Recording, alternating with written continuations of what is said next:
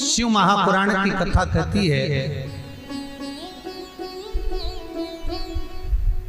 3 वृक्ष, 3 पशु, 3 पक्षी और 3 जलचर पितरों के तुल्य होते हैं। बहुत ध्यान देना शिव महापुराण की इस पितृ शांति शिव महापुराण को जो आप सुन रहे हो नैमिषारण्य से, बहुत ध्यान से सुनो। पितृ दोष है, इसके लक्षण क्या है?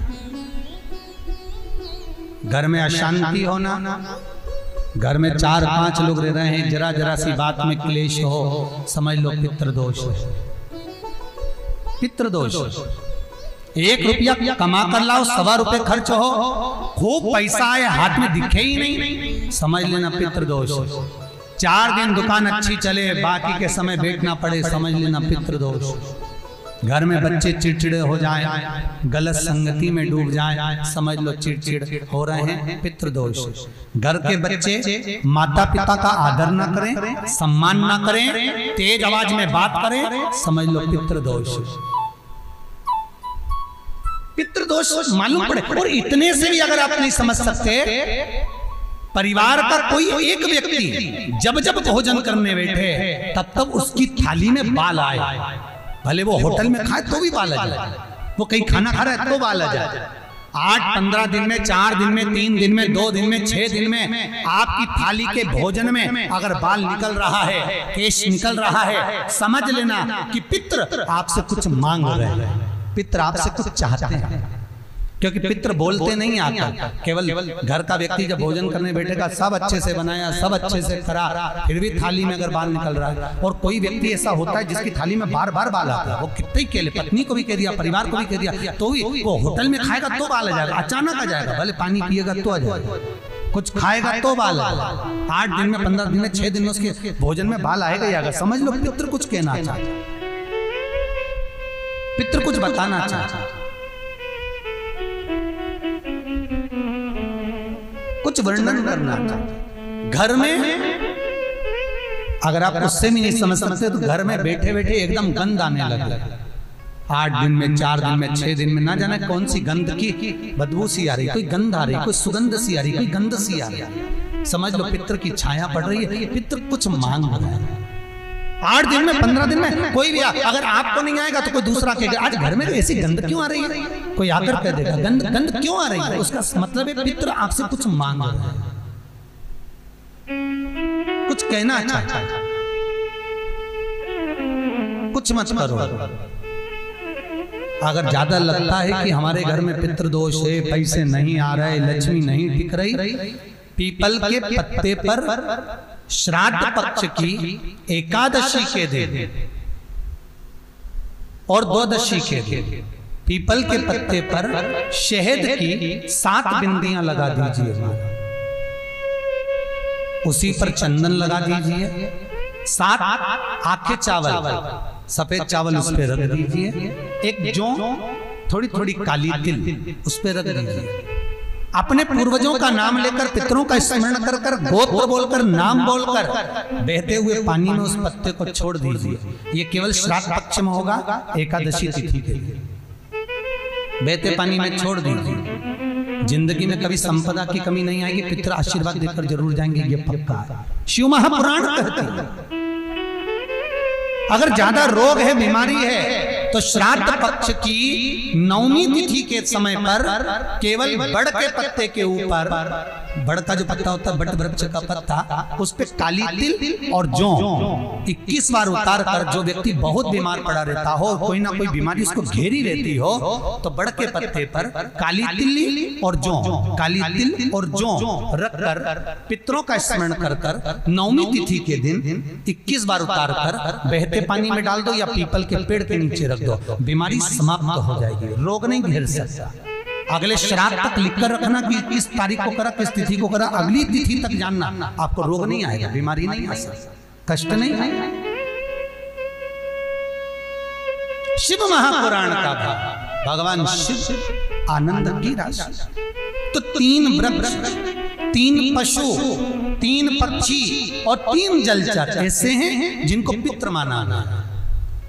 तो 3 वृक्ष कौन कौन से हैं? शास्त्र कहता है पहला पीपल, दूसरा बरगद बड़ और तीसरा बेलपत्र। इन 3 वृक्ष के नीचे श्राद्ध पक्ष में पितरों का निवास हो जाता है। इन 3 वृक्षों के नीचे 3 वृक्ष पितरों के तुल्य हैं। पहला पीपल, दूसरा बट वृक्ष, तीसरा बेलपत्र का वृक्ष। बेलपत्र का वृक्ष कभी अनायास श्राद्ध पक्ष में आप कुछ भी ना कर पाए, कुछ भी ना कर सकते हो, तो एक पत्ते के ऊपर कोई सा भी पत्ता ले लो, चाहे पान का ले हो, कोई पीपल का ले हो, कोई भी पत्ते के ऊपर एक पुड़ी, थोड़ा मीठा थोड़ा नमकीन रखकर अपनी कामना कर कर अपने पूर्वजों के लिए इन 3 वृक्ष के नीचे 16 श्राद्ध में किसी भी एक दिन आपको भोजन को रखकर आ जाइए। अपनी कामना कर कर सुख का अनुभव होगा, पितरों को शांति मिलेगी। 3 वृक्ष पितरों के तुल्य हैं। 3 पक्षी पितरों के तुल्य हैं। कौवा, हंस और गरुड़। एक कौवा और एक स्वान, कुत्ता, ये 2 ऐसे होते हैं जिनको 20 मिनट पहले, आधे घंटे पहले, 1 दिन पहले, 24 घंटे पहले, 48 घंटे पहले क्या होने वाला होता है कौवे को और स्वान को भान हो जाता है। क्यों? क्योंकि ये यमलोक में जहां यमराज निवास करते हैं, स्वान और कौवा उस स्थान का भाग ग्रहण करते हैं और इनको ये ज्ञान पूर्व से यमराज से प्राप्त होता रहता है। पूर्ववान होता प्राप्त होता रहता है। एक कौवा, एक स्वान, कोई घटना घटने वाली होती है तो कुत्ता रोने लगता है, कोई घटना घटने वाली होती है तो कौवा आकर बैठ जाता है, कोई आ रहा है तो कौवा आएगा, कोई भाव सूचक है तो कौवा आकर बैठेगा। दरवाजे पर कैसे उसका भी भान है, अटारी पर कौवा कहाँ बैठा है, दरवाजे पर कौवा कहाँ बैठा है, किस स्थान पर कौवा विराजमान है, उसका भी भाव हमारे शास्त्र में वर्णन है। 3 पक्षी, 3 वृक्ष पितरों के तुल्य।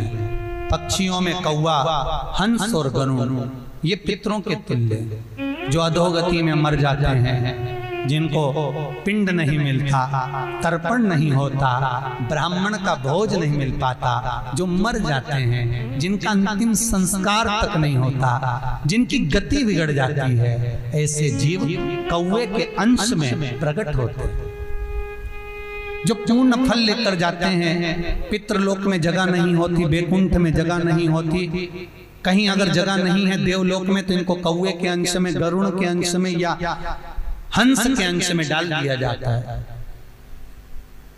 महाराज फिर अगला वर्णन किया, 3 पशु, कुत्ता, गाय और हाथी, ये पितरों के तुल्य होते हैं। शिव महापुराण की कथा कहती है अगर श्राद्ध पक्ष में गया नहीं जा सकते तो गाय के मुख में गयासुर ने वर दिया था कि गाय के मुख में अगर कोई गया नहीं आ पाएगा तो गयासुर 16 दिन गाय के मुख में निवास करेगा। और गाय के मुख में श्राद्ध के समय पर अगर कोई रोटी देगा, श्राद्ध के समय पर जो भाग देगा उसको गया जी में पिंड करने का पुण्य फल प्राप्त होगा। ये गयासुर का वर गौ माता के लिए था। तो गाय के मुख में 16 दिन तक गया क्षेत्र का पिंड का भाग प्राप्त होगा। कुत्ता, गाय और हाथी। स्वान को रोटी क्यों देते हैं? क्योंकि स्वान पितरों को अपना भाग प्रदान कर देता है। स्वान भक्ता नहीं है, चुका देता। फिर 3 जलचर है महाराज जो पितरों के तुल्य हैं। मछली, कछुआ और नाग। पिंड जो बनाया जाता है वो पानी में दिया जाता है। मछली जिसको पाती है वो पितरों को प्राप्त होता है। कछुआ श्रावण के इस 16 श्राद्ध के अंतर्गत कछुआ यदि आपके दिए हुए भाग को पा लेता है तो वो जीव उसी समय पर तर जाता है। और महाराज नाग वो